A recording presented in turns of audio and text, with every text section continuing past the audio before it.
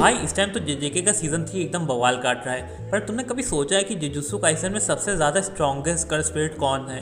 तो आज मैं इस वीडियो में टॉप 7 स्ट्रॉन्गर कर्स स्पिरिट को रैंक करूंगा। तो चलो बिना किसी देरी के शुरू करते हैं। नंबर 7 पे रखता हूँ मैं डेकन को। डेकन स्टार्टिंग में तो बहुत ही कमज़ोर दिखाया था, पर जैसे ही वो इवॉल्व होता है वो लिटरली नामी, माकी और जेन क्लैन के लीडर की खुशी भर देता है। अगर वहाँ पे तोजी ना आता तो लिटरली वो तीनों वहाँ पे मर जाते। वो बात अलग है, माहितो ने उसका काम पूरा कर दिया। अगर उसके अटैक ही देखा जाए तो वो लिटरली वाटर बेस्ड अटैक और बहुत ही वाटर बेस्ड शिनिगामी को समन करता है। उसका डोमेन भी इसी तरह का है, वही बहुत टाइप बीच टाइप का एरिया होता है जहाँ पे बहुत बड़ा सा ओशियन होता है। वहाँ पे उस अपने जितना भी अपोनेंट होता है उसको कैद कर देता है। पर इसकी कुछ कमियां भी हैं कि ये हैंड टू हैंड फाइट में इतना अच्छा नहीं है, और उस टाइम इसलिए भी ये मर गया था तोजी के हाथों से, क्योंकि उस टाइम बहुत ही रिसेंटली ये इवॉल्व हुआ था। अगर इसको थोड़ा और टाइम मिलता अपनी पावर को काबू करने का तो इस लिस्ट में ये और ऊपर होता। नंबर 6 पे रखता हूँ मैं हनामी को। ये भी एक स्पेशल कर्स है और इसके अटैक एकदम प्लांट बेस्ड टाइप है। वो प्लांट को मैनिपुलेट कर सकता है। उसके पास कुछ ऐसे बर्ड्स हैं जिनको दूसरे अपने अपोनेंट के अंदर डाल के उनकी एनर्जी खींच सकता है, और ये नेचर से भी अपनी कर्स एनर्जी बना सकता है। इसकी एबिलिटी बहुत ज़्यादा कमाल की है। इसकी किस्मत ख़राब थी, इसका सामना गोजो से हो गया। बेचारे ने गोजो ने भाई लिटरली इसको दीवार में दबा के मार डाला।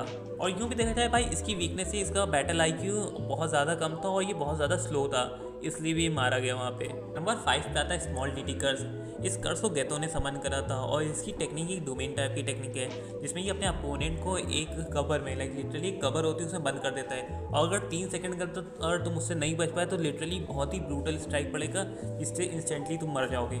हाँ, अगर तुम्हारी स्पीड तेज हो कि इस तरह से तुम उसके अटैक से बच गए तो बहुत ही ईजिली तुम इसको हरा सकते हो, जैसे मेमे ने हराया था। नंबर 4 पे आता है जोको। तुम लोग हैरान ना हो, मेरे को पता है कि जोको बहुत ही पावरफुल कर्स है, पर तभी नंबर 4 पे।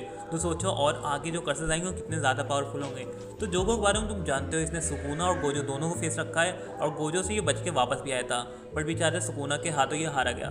पर तुम्हें इतना तो पता होगा कि सुकुना ने लिटरली इसको लास्ट में बहुत ही इज्जत दी थी, क्योंकि ये अच्छा खासा पावरफुल है। अगर सुकुना से कंपेयर करा जाए तो सुकुना की 8 या 9 फिंगर्स के बराबर इतना ही पावरफुल है। इसकी पावर्स की बात करी जाए तो ये लिटरली लावा को कंट्रोल कर सकता है, और हम सबको पता है लावा कितना ज़्यादा खतरनाक होता है। नंबर 3 पे आता है जिससे सब लोग हेट करते हैं, जिससे हर जेजेके फैन नफरत करता है, माहितो।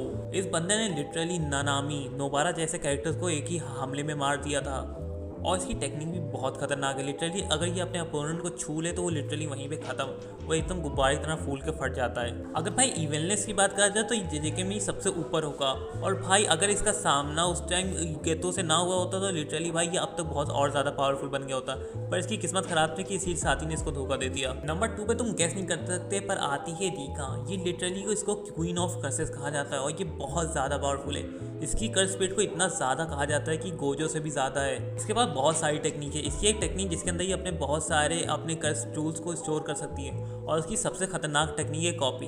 लिटरली तुम्हारी टेक्निक कितनी भी खतरनाक हो, कुछ भी हो, ये उसको कॉपी कर सकती है। और सिर्फ ये नहीं है कि दूर से हमला करती है, लिटरली पास जाके भी हमला कर सकती है, और यूता साथ इसका कॉम्बिनेशन हम सब ने देखा है। ये किसी भी दूसरे कर्स स्पीड से बहुत ज़्यादा ताकतफुल है। नंबर 1 पे तुमने गैस ही कर लिया होगा, ह्यूमन सुकुना, हमारा किंग ऑफ कर्सेस। ये लिटरली बंदा इतना ज़्यादा खतरनाक है जिसने इसने गोजो को भी किटकैट बना के रख दिया था।